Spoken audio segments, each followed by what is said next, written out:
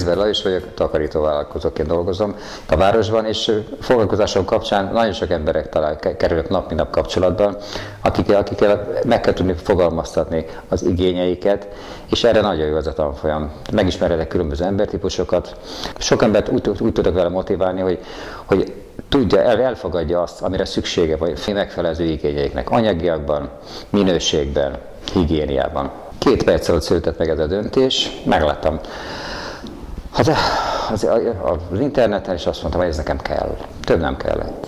Mindent megkaptam, amit vártam. Azt vártam, hogy valamilyen úton, módon, tehát nem azt a négy embertípus fogom megismerni, hogy szangvinikus, kolerikus, melankolikus, és valami negyedik is hirtelen eszembe, hanem egy másféleképpen. Tehát az emberi motivációkat, kit mi motivál, tehát kit hogy lehet motiválni, nem manipulálni. Ez volt a célom, és ezt maximálisan megkaptam itt. Hogy valamit mit fogok másként csinálni? Jobban odafigyelek saját magamra, a magam érzéseire, és hogy nem próbálom a magam érzéseit másokra kivetíteni.